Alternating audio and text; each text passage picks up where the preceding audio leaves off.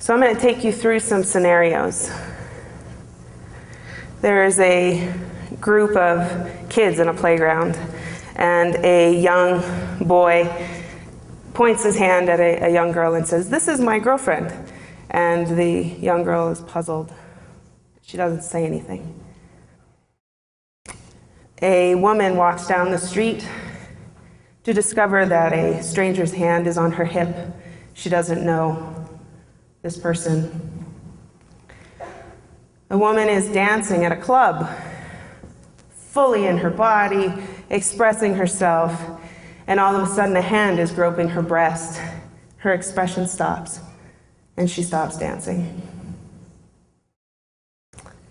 A woman is on a date, and the person she's on the date with reaches across and gives her a kiss. And she says, "Whoa, no thanks." And the person says, "No, no, no. I've read lots of books on dating, and apparently right now is when we're supposed to kiss." A woman and partner are laying in bed naked after some consensual play, and all of a sudden the partner rolls over and puts his hand inside of her, and she screams, "Ow!" And he says, "No, no, I took this class on how to pleasure you, and I'd like to do it." A woman wakes up in the middle of the night. It's dark. Her husband's body is on top of her, penetrating her. She's scared and confused. She doesn't know what to do. A woman goes through her OB care saying, "I want a natural vaginal delivery. I don't want you to suggest medication. I will let you know if I want medication." Every hour during her labor, the hospital staff comes in and asks her if she wants an epidural. A woman in labor says, "I really would like to walk around now." And they say, "No, you can't because the fetal monitor won't reach." A woman says, "I'd really like to take a rest. I'm tired. The labor is making me tired. I'd like to rest." And they say, "No, no, we really want you to get these contractions going." A woman goes through her whole prenatal care saying, "I would like to have a natural vaginal delivery." At 37 weeks, her baby turns breech, and at her next prenatal visit, her OB tells her, "I'm not giving you a choice. I'm starting your cesarean tomorrow morning." Oxytocin is administered without a woman's knowledge. A perineum is cut without a woman's knowledge. I could go on. I could go on and on and on. What's the common thread? At the center of every one of these scenarios is a woman who's been silenced, a woman whose inner wisdom, whose instincts, whose thoughts, whose ideas have been completely left aside in the decision-making process. She feels objectified. She feels commodified.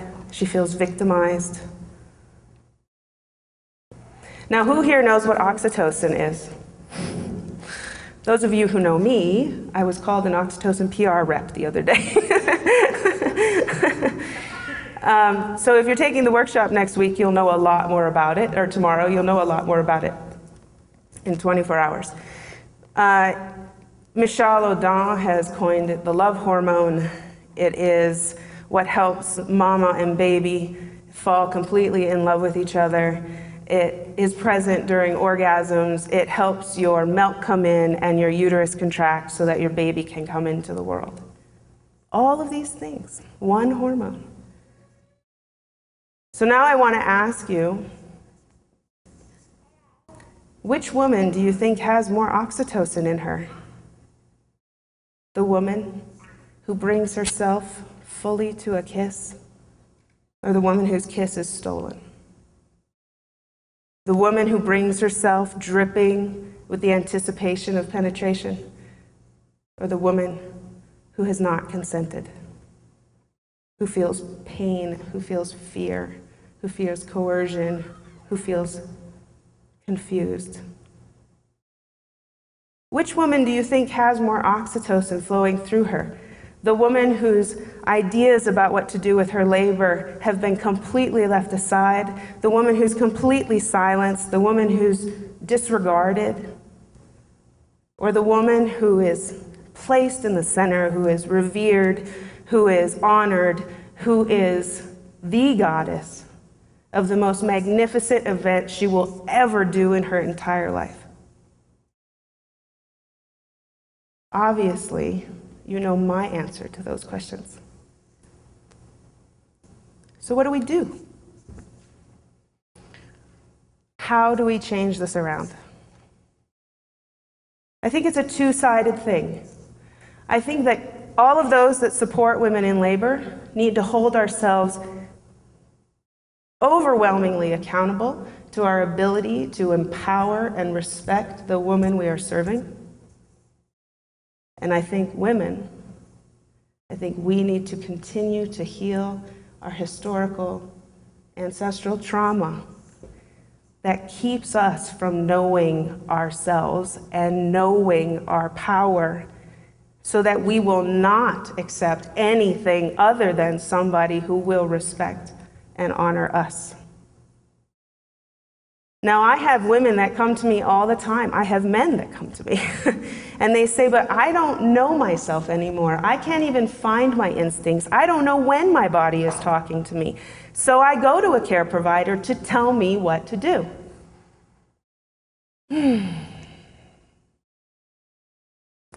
I would like to give you all a taste of your body, of your power, of your connection to yourself and your greatness.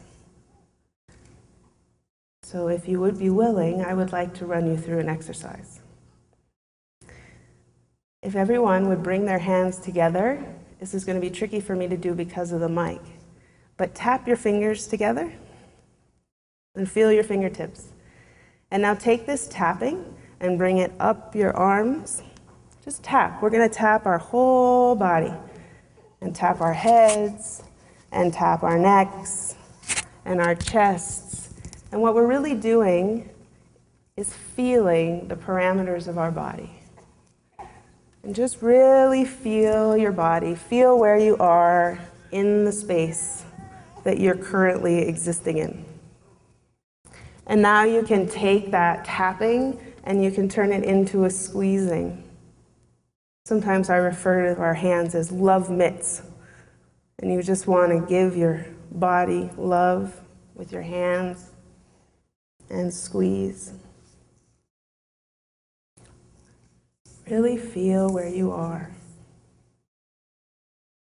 And then you can start again with a rubbing. Just gliding your hands over your body and feeling where you are. Now, if everyone would now take their hands and place them on their lower abdomen. And if you can bring yourself to where your spine would be fairly upright, your feet planted on the floor, your sit bones planted in your seat. Just bring your gaze low or close your eyes. First, we're going to bring our attention to our feet. Feel how there's a ground under you. Your feet are pushing down onto the ground, and the ground is pushing up onto your feet.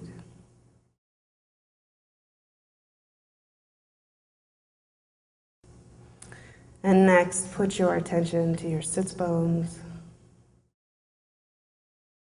And feel your sits bones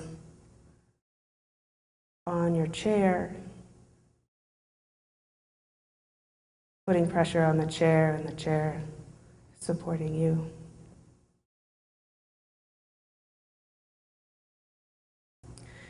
And now bring your attention to your hands on your lower abdomen. If you feel like moving them, please do. If you feel like shaking your head around, please do. Whatever you need to do, your body is starting to talk to you.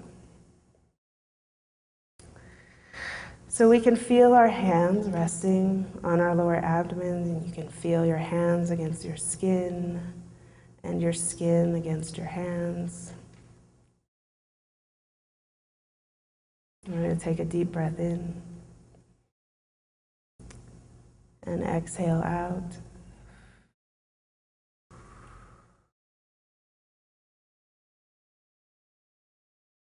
And a big breath in. And exhale out.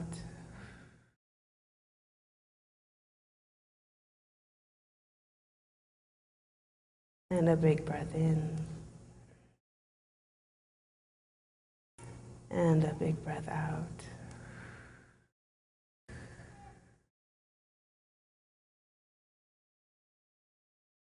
Feel your hands against your body. And feel your body against your hands.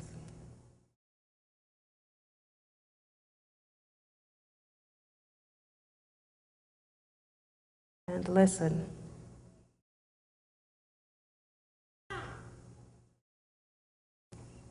Be with your lower abdomen.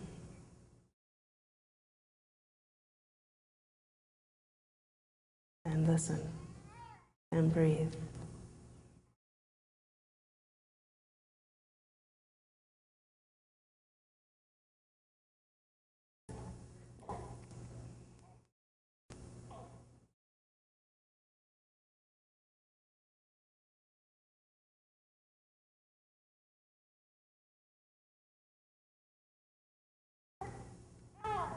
This is your body. This is your power. Listen to its wisdom.